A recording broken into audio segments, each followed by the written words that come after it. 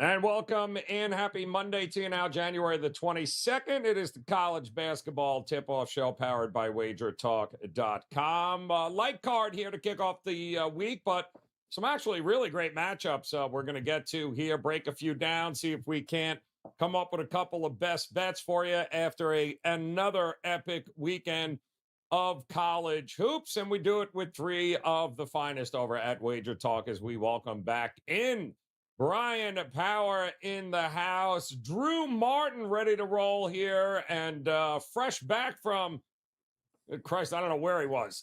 He seems to be at a gym near you at some particular point here. I'm going to guess he's wearing a Cincinnati jacket, which means I think you can put two and two together as far as what game he might be talking about. But let's do like we usually do here on a Monday. Let's quickly go around the horn here. We're starting to get a pretty good feel here, conference play, on what's going on. Let's talk about some of the things that we learned over this past weekend for those of you that are done with football and are now looking towards college basketball. We'll throw it to you, BP. What did you take away this weekend in college hoops? Well, Joe, what I learned this weekend in college hoops is that all good things must come to an end. What am I referring to? Well, one of my favorite situations to bet in college basketball is when you take an unranked home favorite and you lay a short number against a top 25 team. That situation over a 7-day span had been a perfect 6-0. But then the weekend hit, and what happened? Well, it went 0-3. Now, some of those games were close calls. St. John's, which was the only one I played in the situation on Saturday, they lost by 1. They had a chance at the buzzer, but missed a shot. Rick Pitino fell over, just like me. And then Texas was very close to. If you got Texas early, you actually covered in that Baylor game because they opened 1.5. They won by 2. They closed 2.5. Cincinnati, who Trig has on is sporting their colors right now. They did not play well against Oklahoma, but that's what I learned, Joe, is that all good that a trend can't just hit forever. But as I always say, I'm not a math major. However, you look at the last 9 games in that situation when you have an unranked home favorite against the top 25 team, it's still 6-3 even after the 0-3 Saturday, and that's 67%, which is the percentage it's hit at since the start of last season. So I'll keep on keeping on with that situation, but sometimes it's just not your day with your favorite situations, and that's what I learned. Yep. Yeah, no, it's all good things must come to an end at some particular point there. Drew, how about you, man? Crazy weekend in college hoops, going to get crazier this week here. What did you learn this weekend in college basketball? Sure, Joe. I've been going off the radar a little bit to kind of some of these smaller conferences earlier in conference play, guys. And one of them being the MAC, the extra A there in the MAC, and in particular, the Manhattan Jaspers. They're on a 9-game losing streak. BP talked about it a little bit, finding some of these trends and riding them, in my opinion, Joe. That's one of the better ways to make some money in this sport. And Manhattan has been a great fade. And just yesterday on Sunday, guys, they were up against Fairfield. The game opened 6.5. This gets to my next point here, Joe. Quickly goes to 7 and then 7.5. That is Fairfield laying that number more than a touchdown. And sure enough, the game lands 7. So if you got in late, which unfortunately I did on Sunday, Joe, you lose the game by a half a point. Points matter here, guys. 6.5 to 7 to 7.5. And if you're late on the trigger, hey, you got to watch it. So I took the loss, and Joe, sometimes it just becomes a reminder in this business. Get good numbers this time of year and watch these trends because fade in Manhattan has been a money maker for me, Joe. So find those teams. Even more so, Joe, is people know about teams that are winning games. They're on an 8, 9, 10 game win streak. They're ranked out there. Everybody knows them. They almost don't stay under the radar long enough. It's better to find these teams that are just straight fades. Manhattan being one of them. I'll be fading them again this upcoming week. Their next game's on Friday, so look to fade Manhattan, Joe. Yeah, markets are starting to get pretty efficient with all the data we got in now. So half a point here, half a point there means absolutely the world here in college basketball. Adam Trigger, what is going on? I know where you're heading for your first game here, but tell us your travels over this past week landed you, I believe, at a couple of different gyms, right? A couple of different places. So always interesting to hear what you pulled away by being on the road and visiting these schools and these teams this week. Yeah, so Joe, what I learned personally, 3 games in a day is tough. I was real tired by the end of that third game. But especially when you go to a different game in a different state the night before. I might have to go back to, I might have to go do it again. Maybe 1 on Friday, 2 on Saturday. Friday night and then 3 on Saturday was a lot, but it was a great time. I went from Richmond to Virginia, down to North Carolina, saw NC State and Raleigh, then about an hour away in Greensboro, saw UNC Greensboro, and like 20 minutes away. Finished up at Elon, but man, I was tired by the Elon game, and unfortunately, so was Elon, because they were asleep right off the rip in that game and never got in it. But it was a good weekend for me overall, 4-1 in college basketball, and I think, Joe, but my big sort of takeaway is a lot similar to what my takeaway was kind of looking back at last year. And I think it's going to prompt me to start to increase my volume a little bit going forward. And the takeaway is this. I think that like betting college basketball is so much different than it was 10, 15 years ago in the respect. And we were all doing this back then. So you probably remember if you used to, it used to be, if you did your homework and you were up on these teams coming into the season, that you could make an absolute killing in November and December just by basically being tuned in. And unfortunately, that has gone out the window with the transfer portal. Maybe some of like the fact that like just all these rosters being different. The fact that November and December games have been weighted less by the selection committee.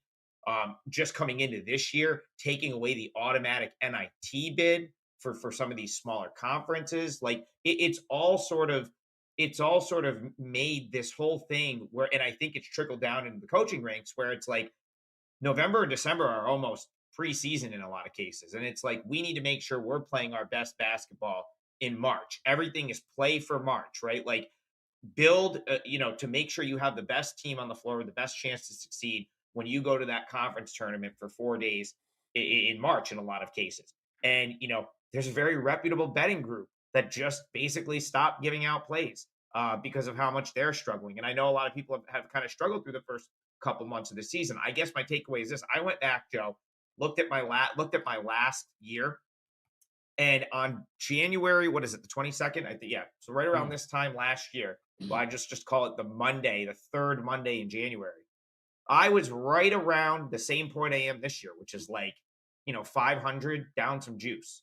And I finished last year up 87 units, like really good run in February and March. Now, I'm not sitting here and saying that that's going to happen again this year, because you never know. But what I do believe is I'm starting to trust what I see more now, and the numbers that are being generated from this year are now more relevant. I think it makes it actually more easier to win in February and March because you can rely on the data from this season. Relying on past season data is so difficult now because these teams are for the most part so different. Even in like the Missouri Valley, you're not getting your roster of kids that have been playing together for 3 or 4 years. That's pretty much done. So you really need to evaluate. November and December is now like, let's just evaluate these teams, try to figure out what they are.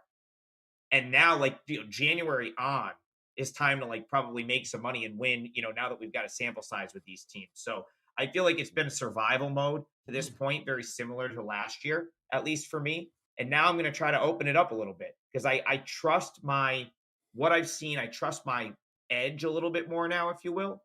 And so I'll probably play more games going forward because I just feel like there's a more true sort of, like what you see is what you get a little bit more at this point with these teams now that we're 15 to 20 games into the season.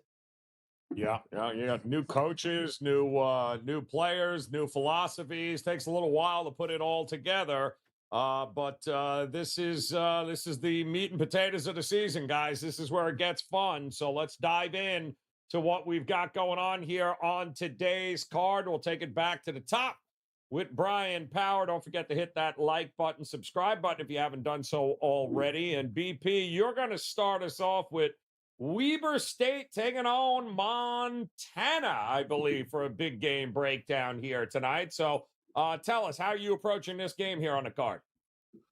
Yeah, Joe, it's interesting you just bring up that we're getting into the quote-unquote meat and potatoes of the college basketball season, because allow me to introduce a new concept. Well, not a new concept. It's a concept we're all familiar with, but it's one that we start to see this time of year in the college basketball season, and that's in-season conference revenge.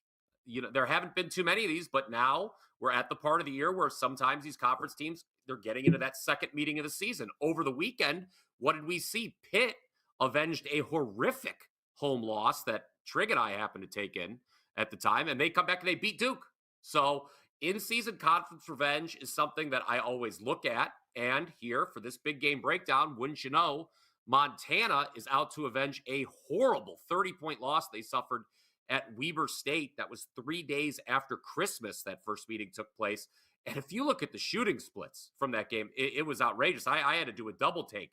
Montana shoots 37.9% in that game, including 3 of 20 from 3. That's obviously not very good, but you'll see that from time to time in college basketball. Weber State, they shoot 57.4% overall and 75% from 3. They only took 12 attempts, but they made 9 of them. There aren't many times, Joe, I think this season that a team has hit 75% in a game from behind the arc. So call me crazy. I don't think Weber State's going to shoot 75% from 3 on the road in this game. Now, Trig talked about how maybe, multi-season trends aren't what they used to be. I would agree with that, but this game being in Missoula matters in the sense that Montana, 29-9 at home the last 3 seasons, 7-2 this season. So they're always a good home team. And then as a favorite this year, they're 7-2 against the number. And since the number is really short, they're just laying 2 points, I think it's worth mentioning as a favorite, Montana is 35-13 straight up as well. So when they're a favorite, when they're at home, you could typically count on a strong effort from the Grizzlies. And since they lost to Weber State, Joe, this is what they've done. Win 5 of 6. And then Weber State, they won by 23 over a bad Idaho team last time out. But they'd lost 3 in a row prior to that, all as favorites. And they were down big in 2 of those games, and it was the 2 road games. I think they were down 23 to Portland State. They were down double digits at a horrible Sacramento State team. So the fact that Weber State has lost close a few times doesn't really bother me. They were down big in those games. You look at the WagerTalk.com odds screen, what do you see? Montana has moved from -1 to -2. That move was really early in the morning by the time most of us had gotten up. This isn't a game that's taken a lot of public betting, Joe. It's Weber State, Montana. So I think Montana's the sharp side here. It's the side I am on. I just think odds makers right now are giving Weber State a little bit too much credit. A short road dog here, 3 outright losses a favorite. Not sure they deserve that kind of respect from those setting the lines. I am on Montana tonight. All right, getting her done there with Montana here tonight. Should be a fun one. All these little smaller conferences. Now's the time to dive in. Drew, you are going with Bethune-Cookman, Arkansas, Pine Bluff. Something tells me a total is in our future here. What are you going to do with this one here, Drew? Yeah, sure, Joe. Who doesn't want a couple of under 500 teams in the SWAC for first game up? I bet 4 games on tonight's slate, guys. We'll hit two of them here on the show. And we get 161 as the total. Bethune-Cookman at Arkansas, Pine Bluff. Pine Bluff, for what it's worth, -1 in the hook as the favorite. So both teams under 500, but here's the key, guys, and why I'm betting this up and over the total. First, it opened 164.5. We've seen under move. So I'm jumping in, going to kind of go against the grain on the over. Both top 25 in terms of adjusted tempo, meaning we're going to get up and down the court. We might go north of 80 possessions, and neither team plays good defense. Both bottom 80 defensive efficiency teams. In fact, Arkansas Pine Bluff, there's 162 Division I college basketball teams, guys.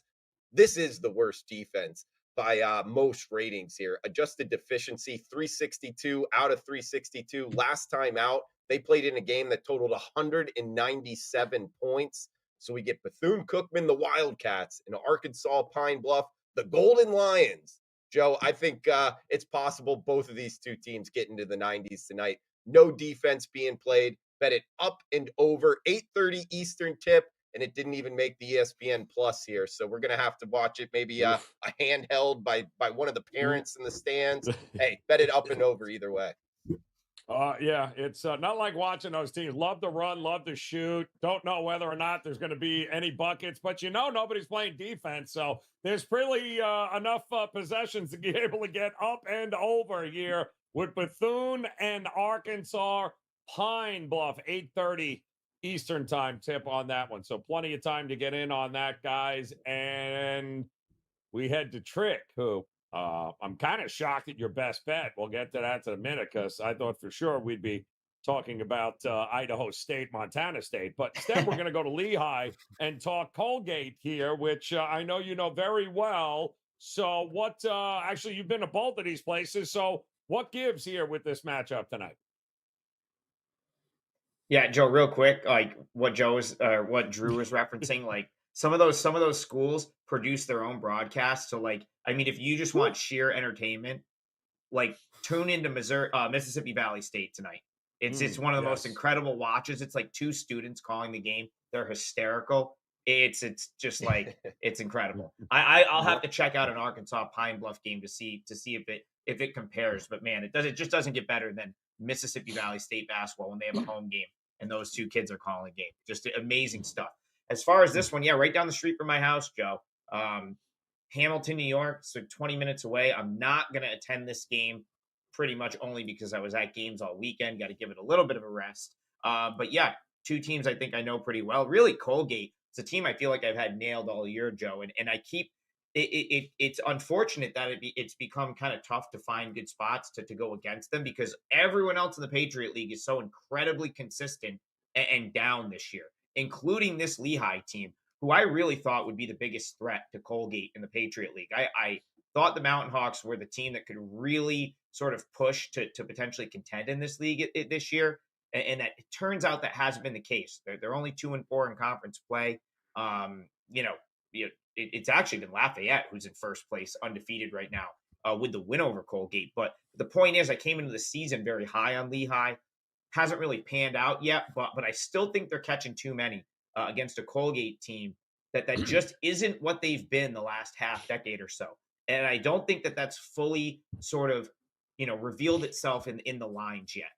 I talked about this on WagerTalk today last week ahead of the Army game, a game in which Colgate failed to cover. I gave out Army plus 8.5 or plus 9. The game landed 8.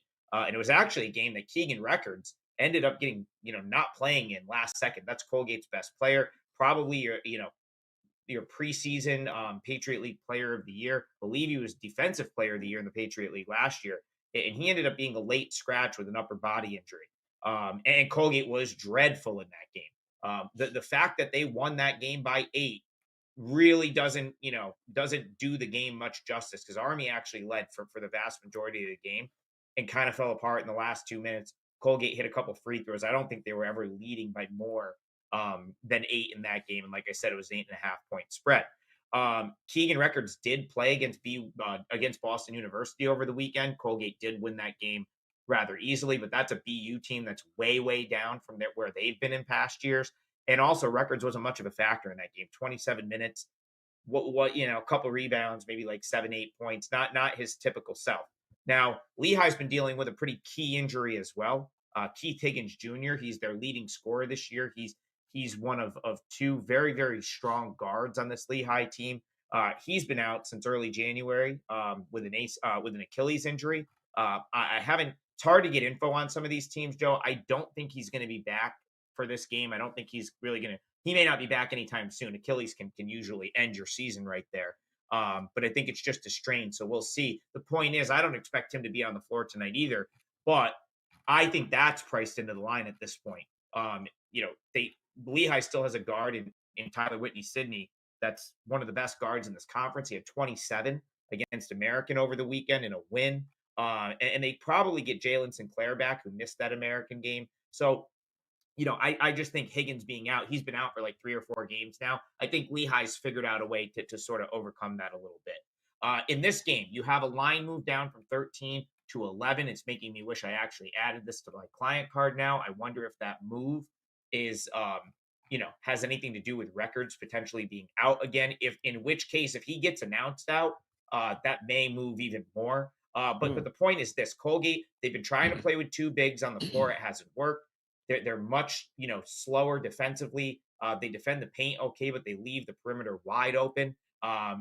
Tucker Richardson graduated last year. He was one of the best defensive players in the history of Colgate basketball. They don't really have that perimeter defender, the guy that would probably be on Whitney Sidney here. So I think this is too many points, Joe. Lehi, I liked it earlier when I put it in the chat. It was 12.5. I liked it a little bit earlier.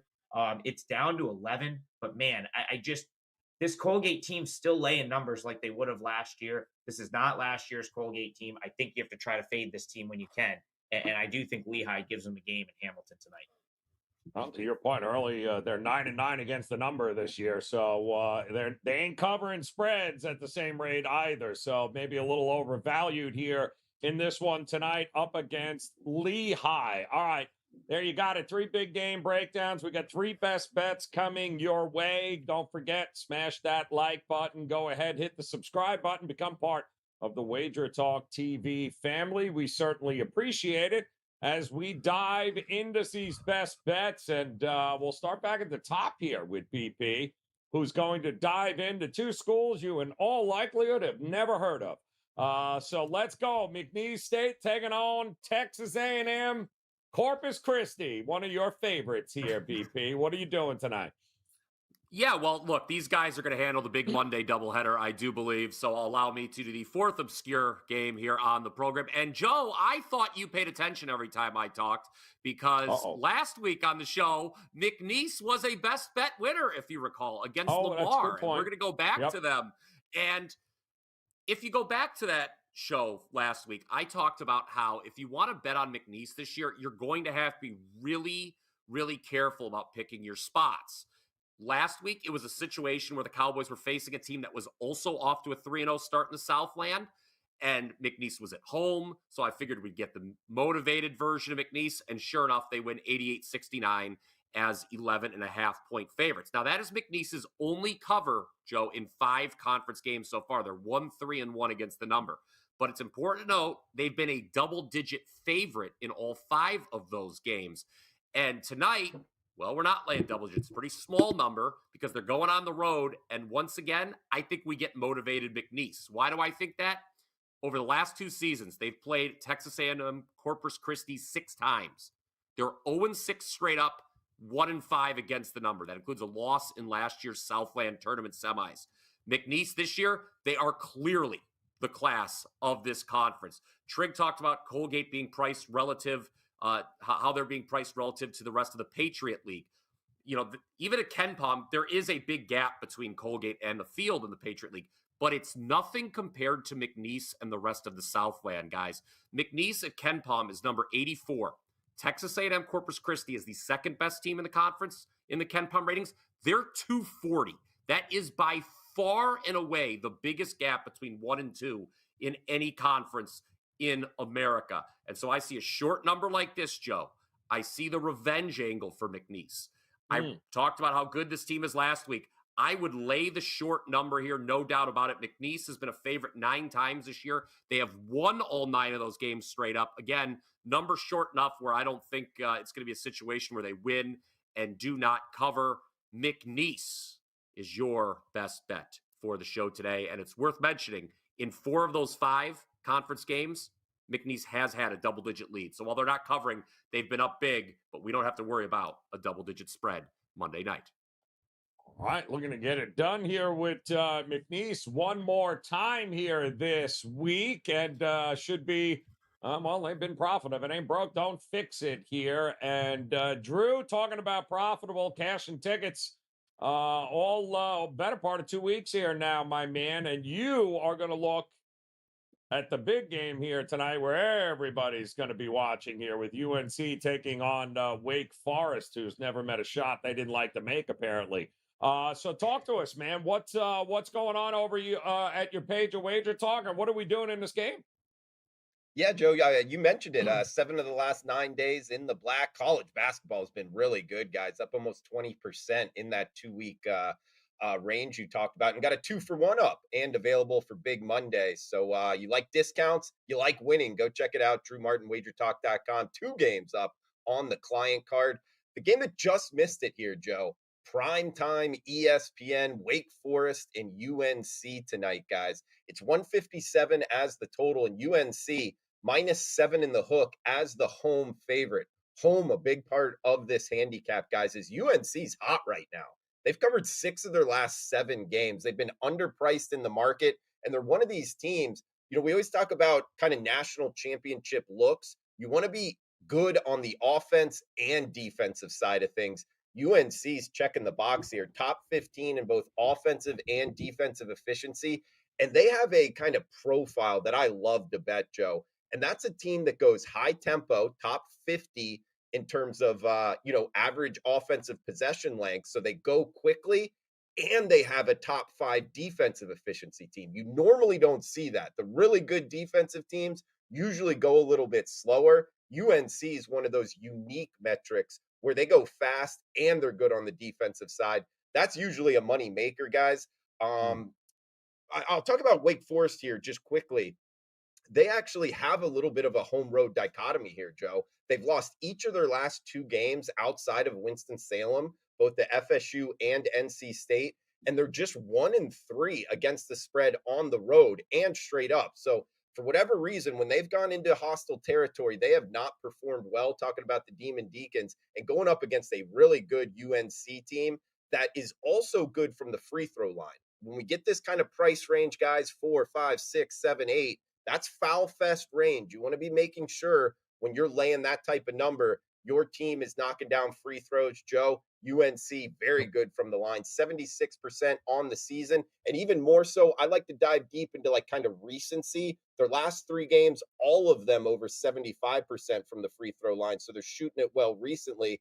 2 of those games up over 81% from the free throw line. So if it does become a foul fest at the end, UNC's the side. I think they win it by about 10 points tonight, Joe. Again, ESPN prime time tonight. Let's bet the Tar Heels minus the 7 in the hook, Joe. Yeah, I'm looking right now, and I don't think points are going to be a problem tonight either, as the total continues to tick up here too, which makes total sense because no need for Wake Forest to try to slow things down in that one, Drew. Maybe one of the more entertaining games of the night for sure here. All right, so that means we've got McNeese State, we've got North Carolina, and of course the other big game coming up here tonight out in the Big 12 as newcomer Cincinnati gets to take on Kansas, who just can't seem to stop losing games. Very strange here with this KU team, but I guess we've seen enough of them now here, Trig, to know that not vintage KU. They do have more issues that can be taken advantage of, I guess. The question is, I'm going to guess you think Cincinnati can take advantage of them, given the fact you're wearing the jacket here. So what gives? Yeah, well, first, Joe, real quick, I do have a 5% play tonight. Like I said, I trust my edge a little bit more going forward. It's my first one in college basketball of the new year. So first 5%er of 2024. And I'm probably going to be playing them a little bit more frequently now that we, like I said, I really think my edge is just bigger going forward than it was in November, December. Joe, thank you for complimenting my jacket. I grabbed this when I was at Fifth Third Arena last year with Jeff Michaels. And speaking of, I guess he's the stat son, maybe, because the stat daddy, Ralph Michaels, texted me this morning. He said, Trig, I know you're going to go on the college basketball show and talk about Cincinnati today. He goes, so you might want to bring this with you. Cincinnati off a loss, their last 14 games, 13-1 against the spread. Comes as no surprise to me, Joe. Wes Miller is a fantastic coach. His teams, even prior to him being at Cincinnati, are always ready to play. And so that doesn't surprise me that Cincinnati has been so strong coming off an outright loss. That's 13-1 against the spread, which is what we're concerned with here tonight. I think we're getting a little bit of a premium placed on Kansas here, Joe, based on the fact that they lost their last game to West Virginia. Now, listen, like the betting public loves to do this, right? It's the Kansas just lost. They can't possibly lose again angle. And a lot of times that's that's something that there is some merit to that, if you will. But I think the line I think it's been priced into the number here. I think the odds makers have forced you to sort of make pay a premium already. And man, like, I just don't think it's a great angle in the Big 12 this year, the best basketball conference in the country. And just ask Houston, Joe. They lost back-to-back games to Iowa State and TCU. You could check in with Oklahoma, who lost back-to-back games to TCU and Kansas. How about Baylor? They lost to Texas and Kansas State back-to-back. BYU lost back-to-back to Cincinnati and Baylor, and TCU lost back-to-back to Cincinnati and Iowa State. All ranked teams, all nationally ranked teams, just like Kansas, who were in a similar spot and lost the second game, the one that they got to bounce back here. No, that didn't happen. And the reason that didn't happen is because there's no nights off in this league. It's going to be tough to come back and win a game. It's just going to be tough to win games in general because these teams there's so many good teams in the Big 12. Now, the matchup here, Joe, I do think there are things that favor Cincinnati.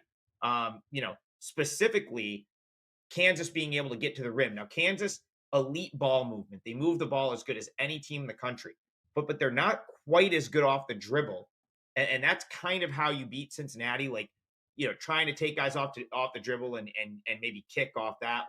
That's really the way you attack Cincinnati, because remember, you got Cincinnati's got some elite rim protectors. Aziz is awesome. He pairs down there with Victor Lakin. This is a team that can really protect the rim, and they're really good rebounding. 14th nationally in rebounding is Cincinnati this year. So I just think that it's going to be a little bit tougher for Kansas to score in this matchup. And that's all you really need, right? If Kansas isn't scoring at their normal rate, it's going to be difficult for them to cover, to win a game by 9, especially when this Cincinnati team is not all defense. I mean, they have shown the ability to score. They're inconsistent. Don't get me wrong. They have their stretches where they can't score. But 78.7 points per game, and there's enough offense here for Cincinnati where they're not just, they don't need to play a game in the 50s or 60s. They will put the ball in the basket enough to hang around in this game. So I thought the number was too big. I played it for clients at 8.5. I think we're down to 8, maybe even 7.5 some places now. I just think Cincinnati's a really good basketball team. I backed them on the road as a similar size underdog to Baylor. It was a game they covered relatively easily, a game I felt like they probably should have won. So 8.5 points with Cincinnati sounds good, Joe. This is a 4% client play for me. And like I said, I've got a 5%er in a different game tonight, currently up on my page at WagerTalk, but I really like both of these plays. And I think the Bearcats hang around with the Jayhawks tonight. Well, this is a battle here. The new look Big 12 should be a lot of fun. Get ready, though. So now that obviously football is going away, these Monday big-time matchups here with these big conferences should be a lot of fun to look forward to.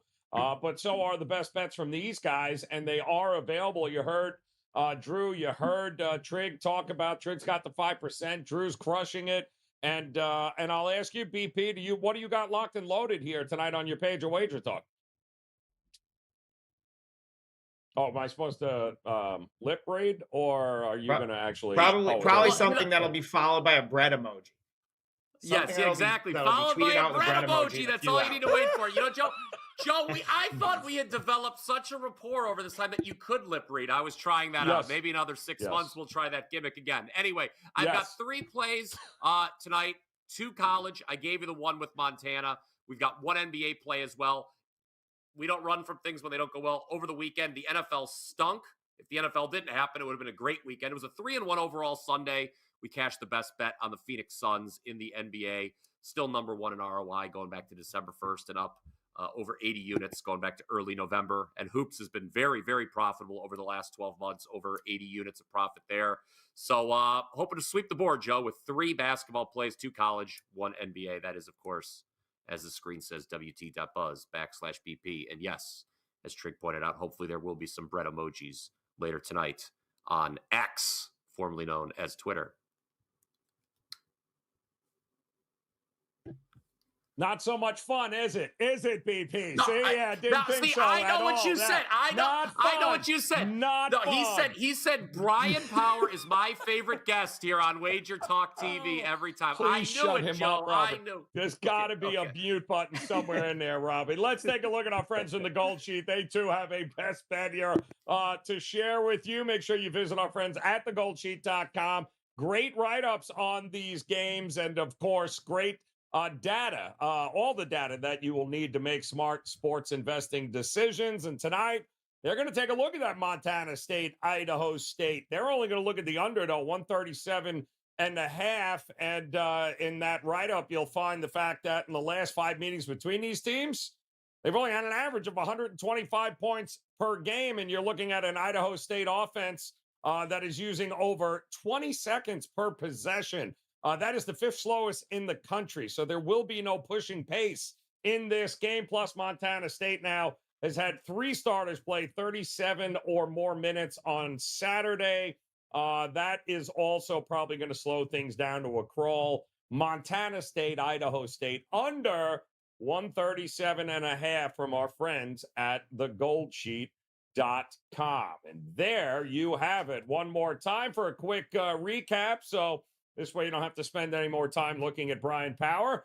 Cincinnati plus 8.5 for Adam Trigger. Brian, he's going to go McNeese State. Who? Yeah, that's McNeese. Minus 4.5 there. Drew says, I'll take North Carolina. I'll lay the 7.5. And our friends from the Gold Sheet, Montana State, Idaho State, under 137.5. And guys, don't forget, each and every day during the week, college basketball tip-off show available to you. So if you hit the subscribe button, hit that like button. If you're joining us now, we certainly would appreciate it. Make plans to come back and join us tomorrow. But you guys make plans to head over to WagerTalk.com, partner up with these guys, and get ready for a huge, and I mean huge, Customer Appreciation Wednesday this week. $5. That I don't want to put up 2 hands and confuse those in the back row like Brian Power, but $5 Wednesday Customer Appreciation. I didn't want him to think I was going 10, so you know how that works. $5 Customer Appreciation Wednesday. Get ready, guys. Here now is the time to kick it in for college hoops. Make plans to join us again tomorrow as well. And also, if you click on that video on your screen right now, you will get breakdowns and previews and more best bets of all the big games coming up this week. It's just a click away. On behalf of these guys, best of luck with your plays tonight. We'll see you again tomorrow.